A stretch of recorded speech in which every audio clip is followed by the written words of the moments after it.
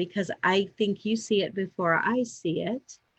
Yep, we're on. We're on. Okay. Well, I will trust that we are on. And welcome back. We are here for another segment of A Day of Light and Love 2019. And I want to welcome you. And I want to welcome Vanya. But first, I want to just let those that are tuning in know a little bit about what we're doing here. We are live streaming for 24 hours every other hour during Christmas Eve to Christmas Day evening.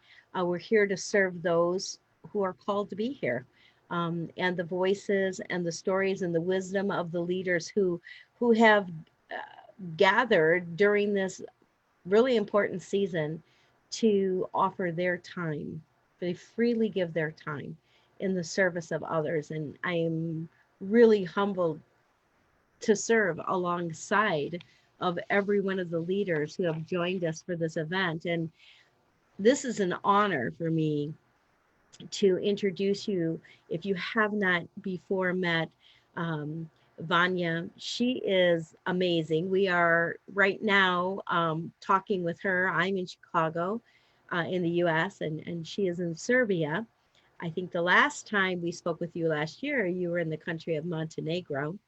Mhm. And so you've moved, but that's not unusual for you because you've lived in a lot of places in your life, haven't you? Maybe Yep, you can maybe you can just give like a really short synopsis. if it's possible. I don't know, short. You've lived a very full life, but if someone has not, if they don't know who you are, Mhm. maybe just a little bit, because there's a lot that you do. I know that you're running an online educational studio, exploring with others what living an enriched life is. Boy, is that amazing. And connection to divinity and the Mhm. energetics involved in that. You are heavily credentialed. It's so interesting. I'm so connected to you because I'm kind of, to be totally frank, I'm very allergic to credentialists.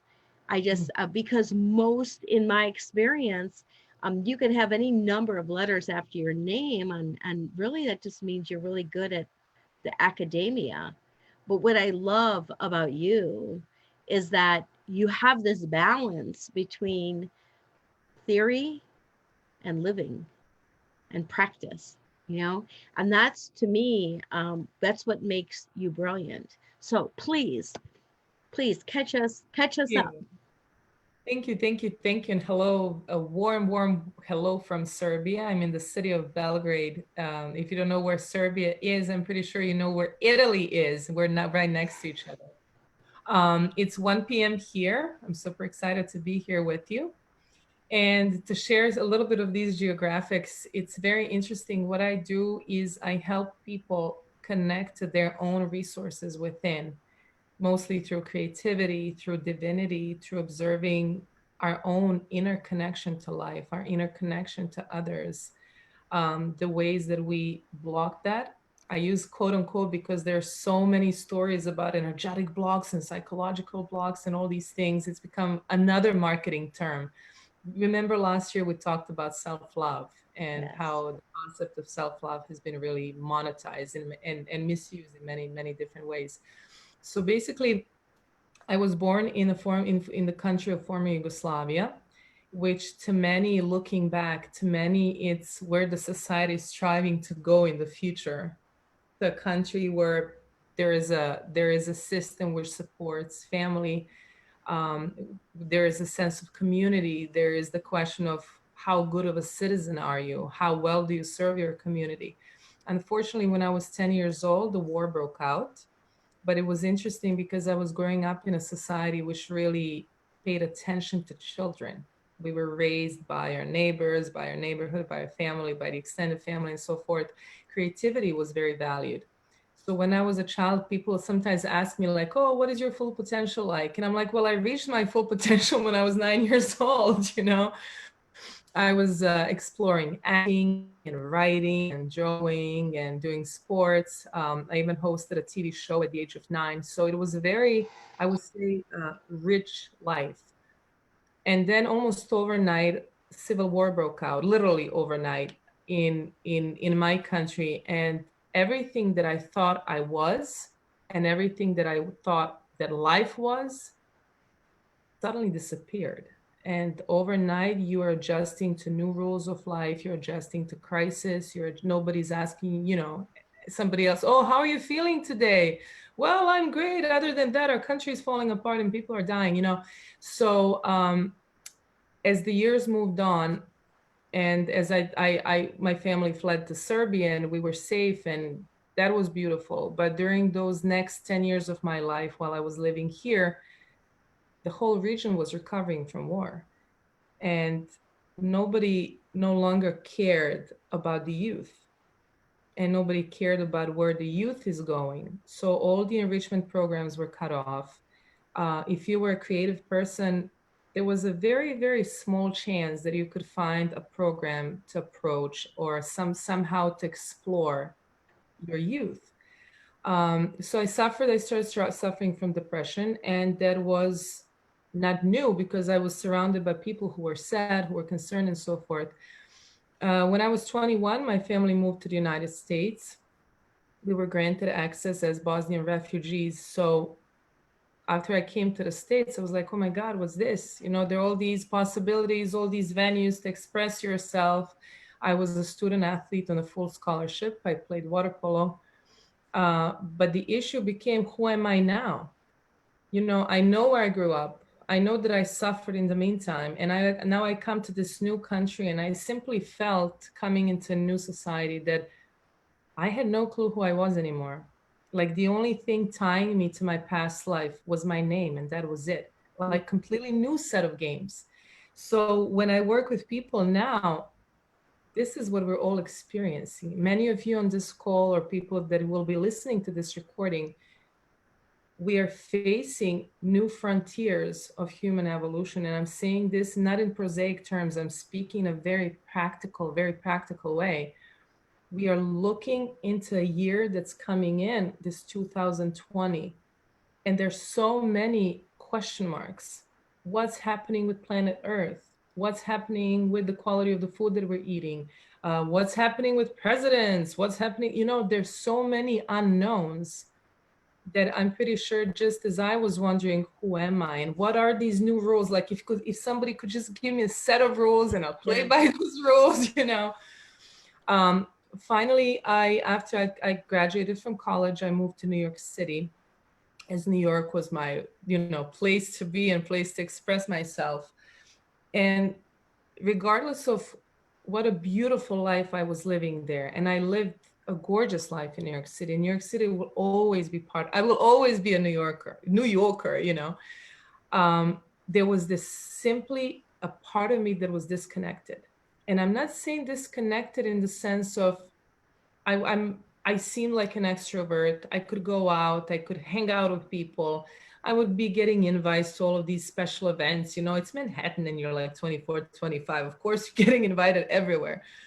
But the thing was that even though I was getting all these little status symbols and I could say that I made it in the big city, there was this sense of disconnection. And there was this sense that something is not clicking.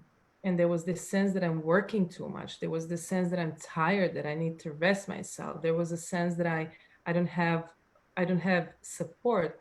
And I didn't have evidence that I didn't have support. I just felt that whatever I do, I have to do with a lot of work.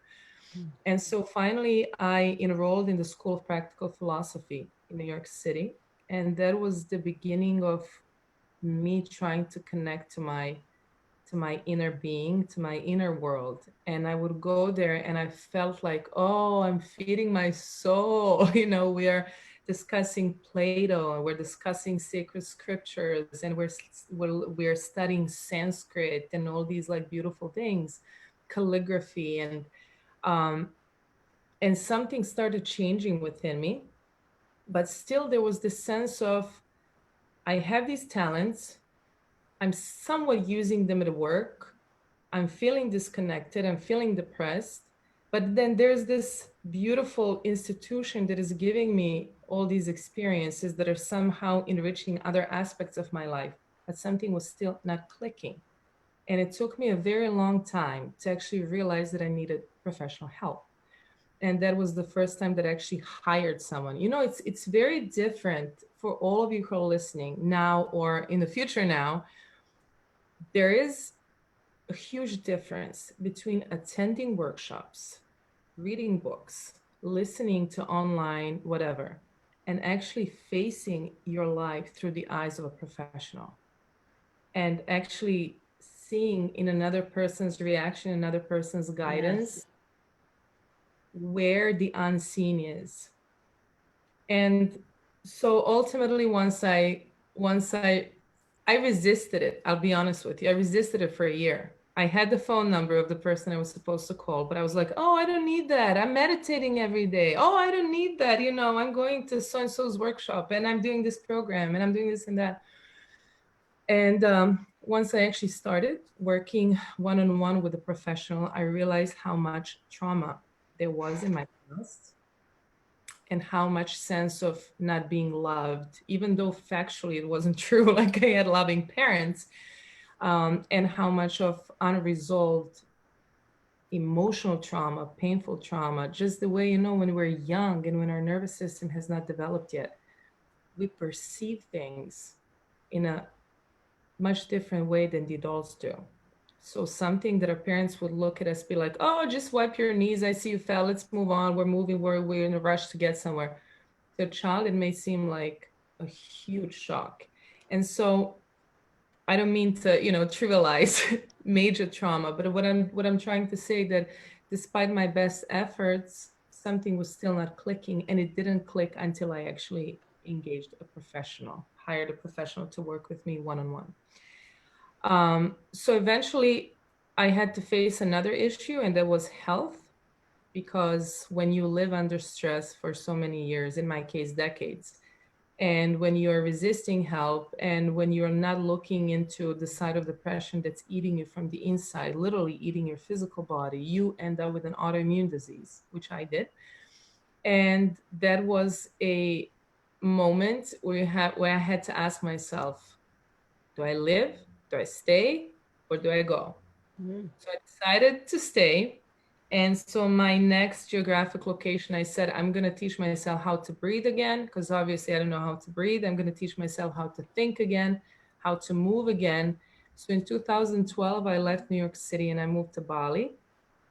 And this is before Bali became a thing. Yeah. Uh, I was probably one of the first waves after Elizabeth Gilbert published her book. So from there on, there was just like this magical stream of events that happened afterwards. And afterwards, I traveled around Europe. I stayed in Europe, married my husband, started my company, and so forth. But what I want to say is that the rules of the game, as we knew them before, don't seem to stick.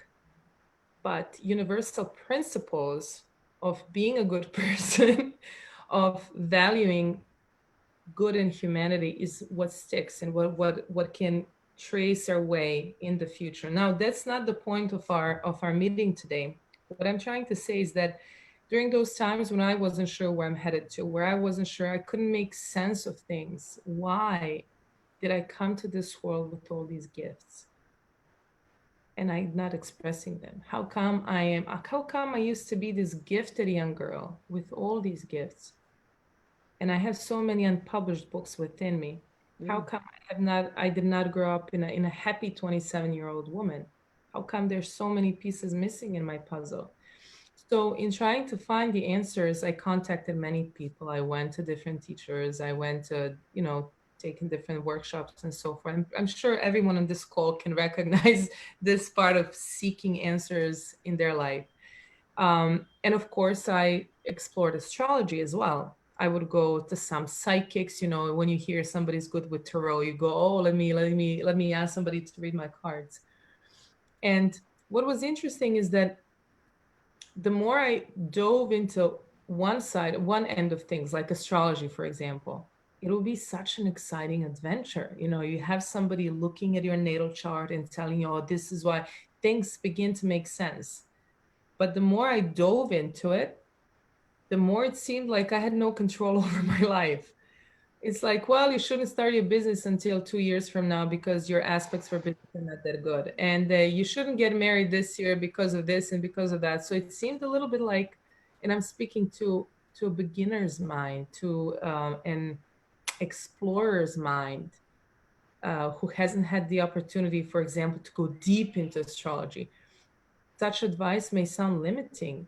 Yeah, like somebody else is telling us, so you shouldn't be doing this on these days, or you shouldn't be doing this, or, and of course, when you look at the big picture, those are just advice that we follow.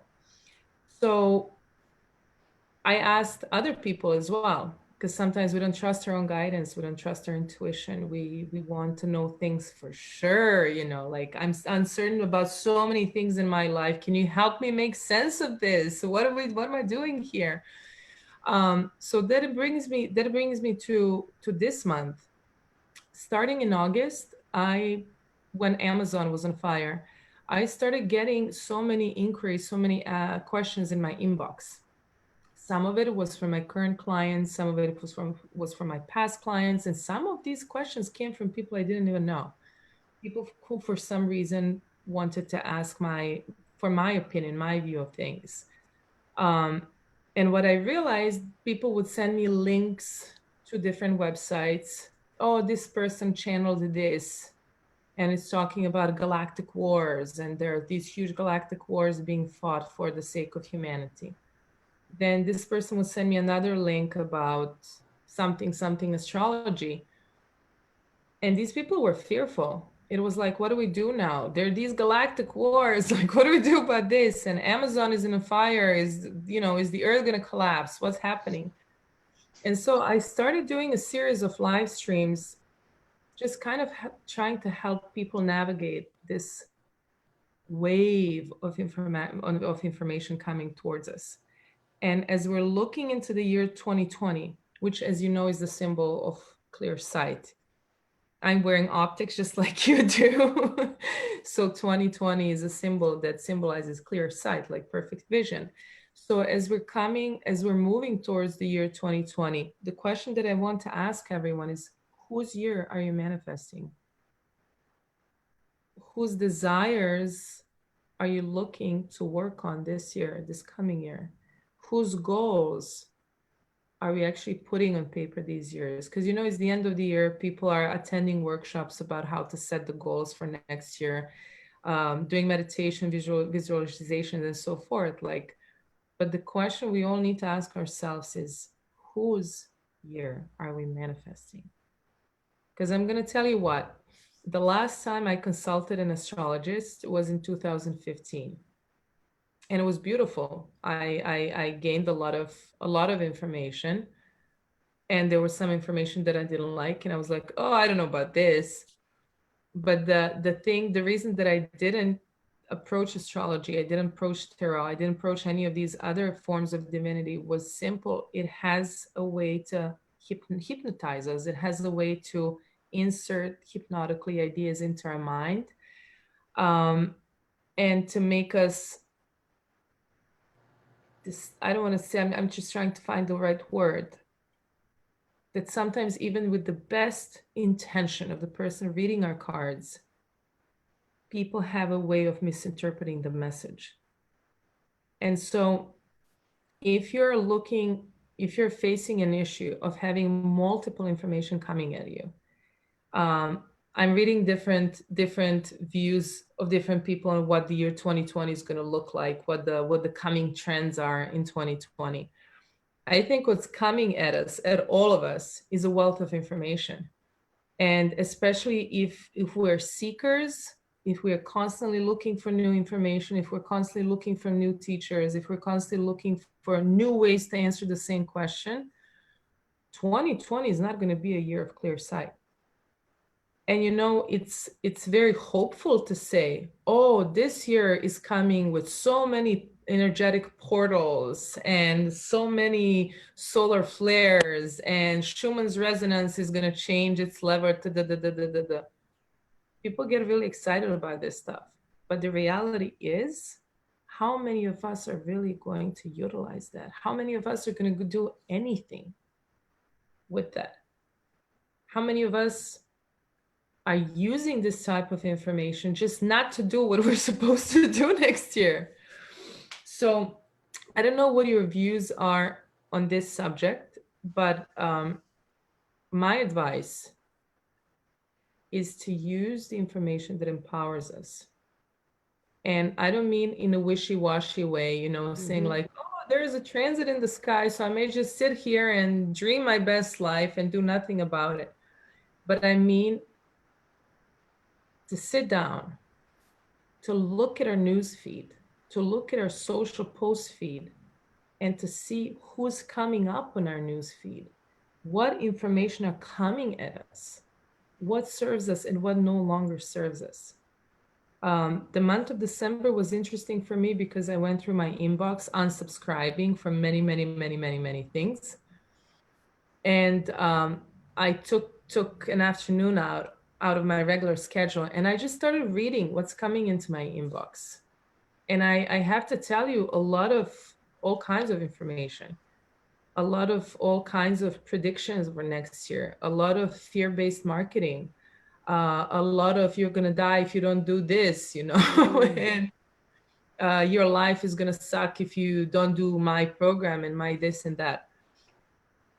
So that's on one end. On the other hand, on the other end, we have a reality of our own evolution.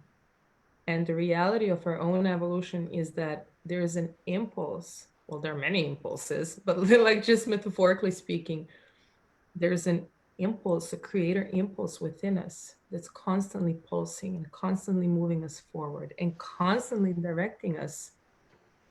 And that impulse has many faces. Sometimes it shows up in anxiety, and it shows up in anxiety specifically in the stomach, maybe inviting us to step forward. Sometimes it shows up as anxiety in our chest.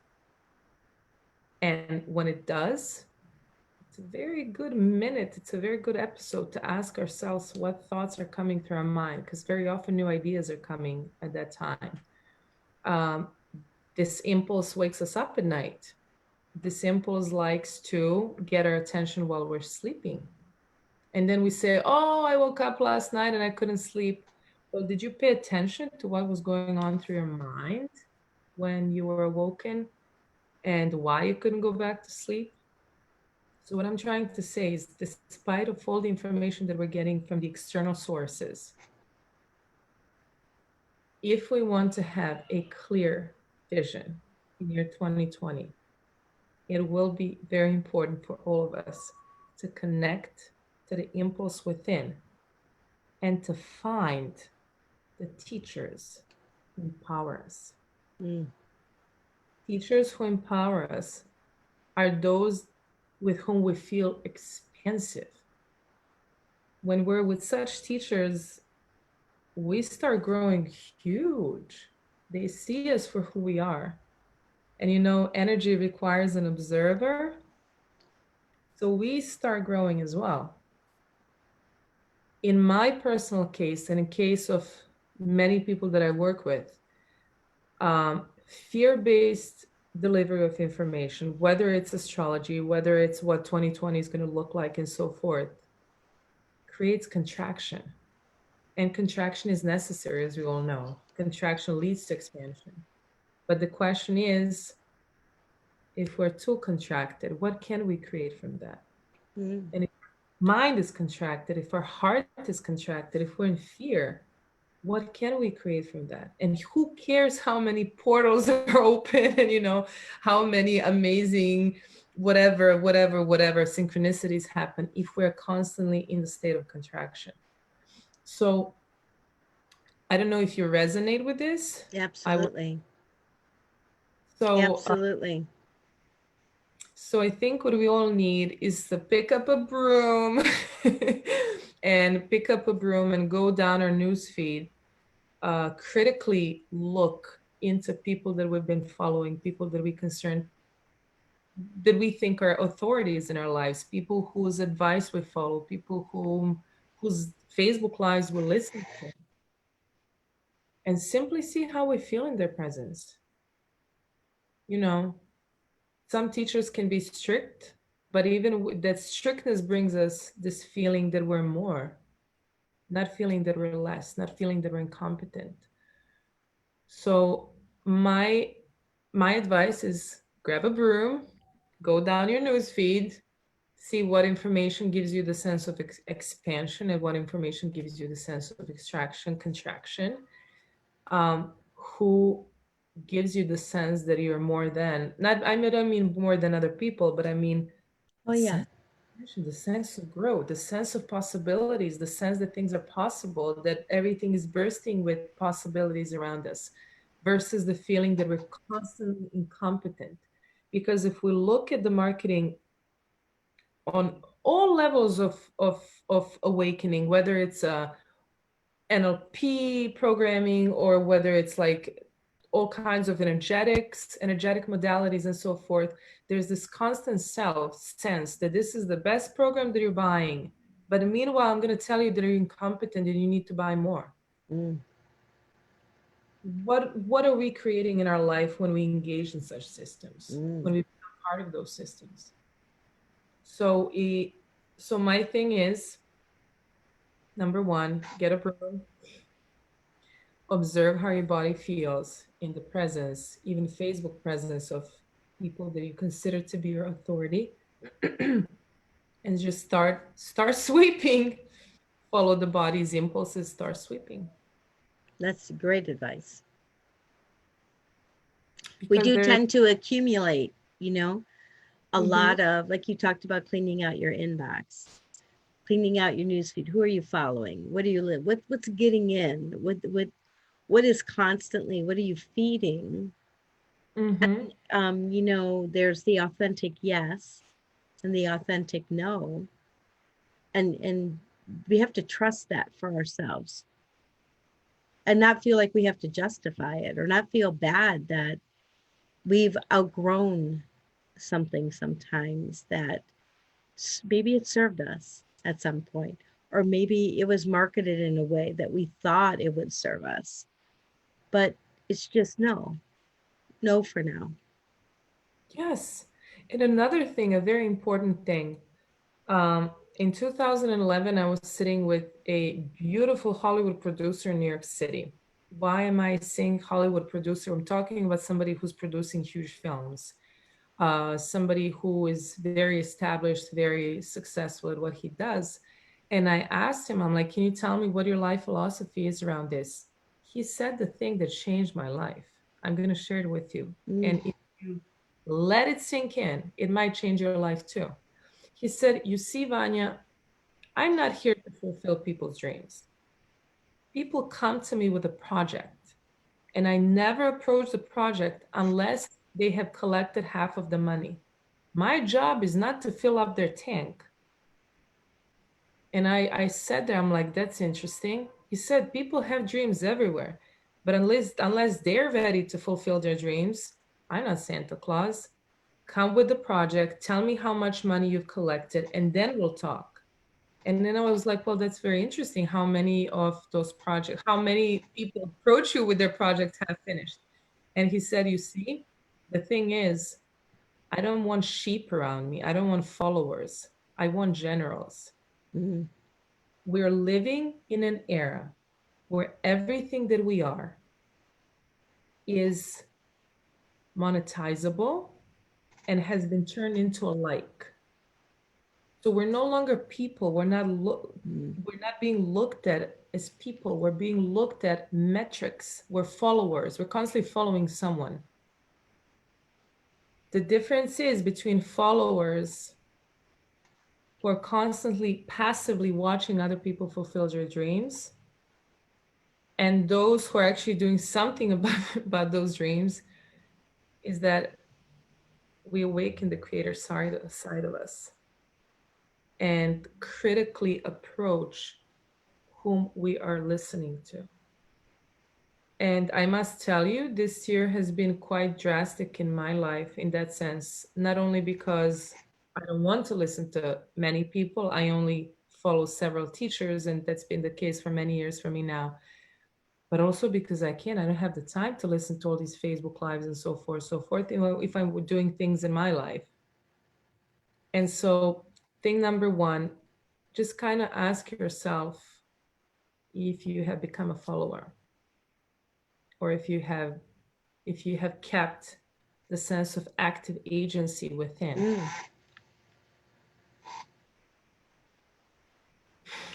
That's a good question. Because you see, we have all these YouTube stars. We have people who are making millions off of YouTube, off of placing content on YouTube. I have little kids. My little kids spend like half an hour a day using tablets and so forth. And there's so much content for their age. And it's not of high quality. But when I click on those stupid videos, you see multi-million likes below. And those people are cashing in. They're making money off of other people being passive. Which is good because, you know, we can learn many things on YouTube for free, and we can access all these different kinds of information. But the problem becomes when we actually become followers. Yes. It's good to support other people's work, but it's Yes. different That's good to learn. It's good to learn. It's good to learn, but to just follow to follow. I think the reason that you followed to start with got lost somewhere. Yes. Yes. So to go back to our idea of whose year are you manifesting? The question is, what do we truly want to happen in this next year? And what do we feel? What do we feel wants to be created through us, wants to be birthed through us in 2020? And once we kind of get in touch with that, once we know where we're headed to, we kind of know who supports that goal the best. If we don't have that in perspective, there is a lot of good marketing out there, and they're going to make us want things that we don't necessarily need. Yeah, absolutely. So the difference between being an active agent and being a follower is really understanding where we're headed to. How about some steps? Because Mm-hmm. I mean, let's break it. Can you break it down? Yes, Just absolutely. very simply for someone who's resonating. This is resonating with. Yes. So number one thing I learned from Julia Cameron. Julia Cameron requested me to put on paper 50 things I love. In one sitting, find a nice spot, make yourself a cup of coffee or tea, and just let your hand write. 50 things I love, 50 things I enjoy, 50 things that bring me happiness. Once we're handwriting and allowing our hand to move down the paper, magic happens. Things start coming out and we start feeling them. We start feeling the smell of lavender that we enjoy so much. We start feeling the taste of coffee in our favorite hotel. We start feeling the snow if we're into skiing and so forth. Once we get in touch with that, our body feels it and wants more of that. And through that list, we can nicely, beautifully see what we need to bring more of into our lives. So once you finish that process, I guarantee you, your senses will awaken, your latent desires will awaken, your feelings will awaken. Wow. And you will know exactly what you want more of in your life. That's great. That So I think is that's great. a good first step. That's a very good first step. And just see where it takes you. Just see where it takes you. Well, this has been a fabulous conversation. Thank you. You are like, you almost have your PhD now, right? In psychology. Yes, I'm going to be starting my dissertation study.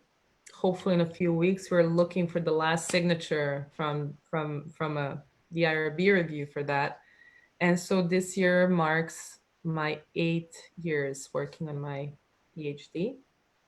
Is the scientific part of me, is the scientist in me. And I'm very, very, very excited about that.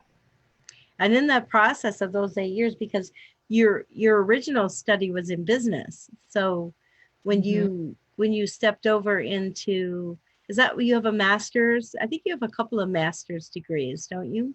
I do. I do. Well, you see, that's one of the things where you don't really know where you're headed to. When I came to the United States, I won a full scholarship to Salem International University, and I just wanted to go to school.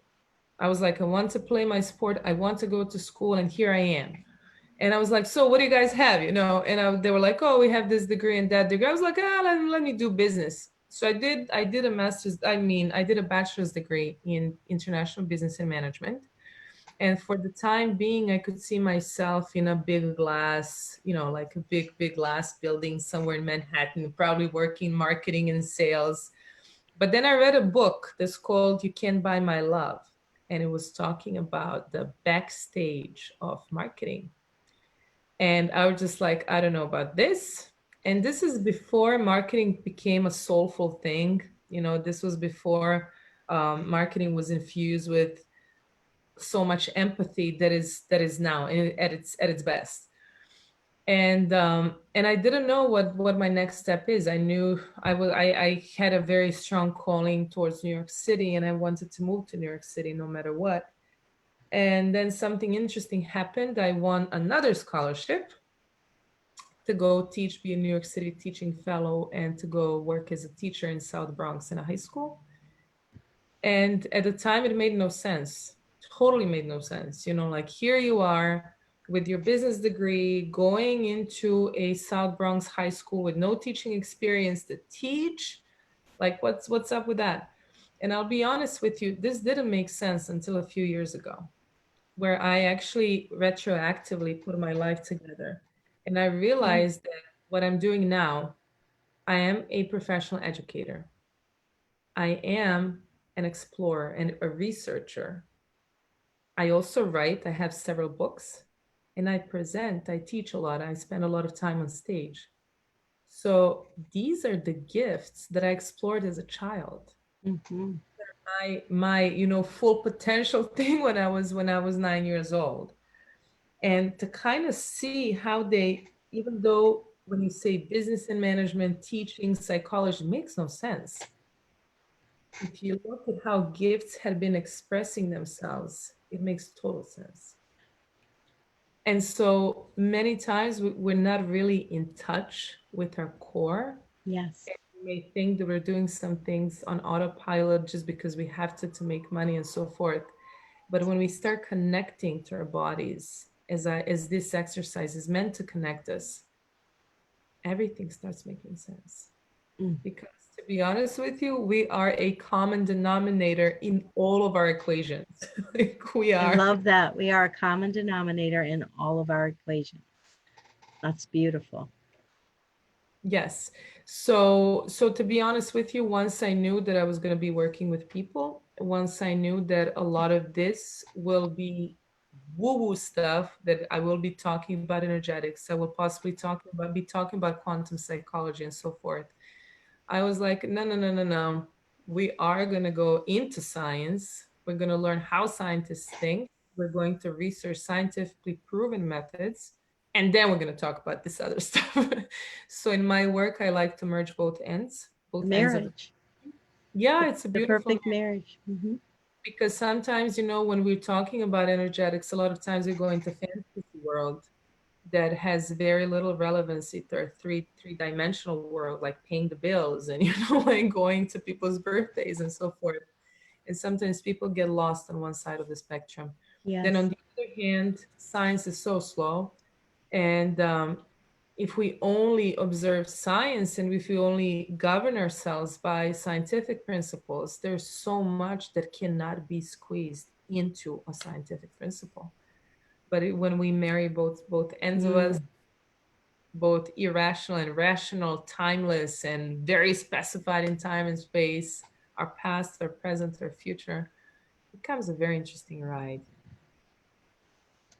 It's always a total joy and pleasure to converse with you. Always. Mm, thank Always. you. And just the growth that I see, that I see. that I get to witness.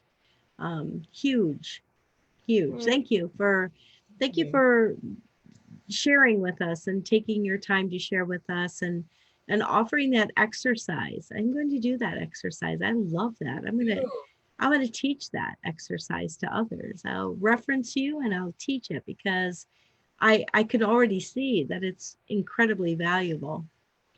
Yes, yes, yes. It's beautiful. And if you don't know what your next year is going to look like, you don't have to. At this time, at least, it's been showing its face for many months now. What the impulses have been coming in. Um, if you do this exercise, your body will start speaking up, Mm, and many beautiful things will come as a result of that. mm, I love that. Your body will start speaking up. Yes, yes, yes. Vanya, thank you so much. Thank So you. much. Is there anything more that you'd like to say before we sign off? I would like to say thank you. Thank you. You've been up and running all night long. This is such an amazing event, and I cannot say how much I appreciate you and how much I appreciate your presence in my life. Thank you so much. And I'm so grateful for this collaboration. And I wish to everyone listening now or listening in the future to have their meridian points, have their people at different meridian points on this beautiful planet. There is such a sense that we don't even have to speak for a year, but Yes, I feel yes. your presence in my life. I witness your growth. I witness your compassion, your wisdom every day. And so, thank you. Thank you so much. Well, we will say goodbye. Yes. Goodbye, everyone.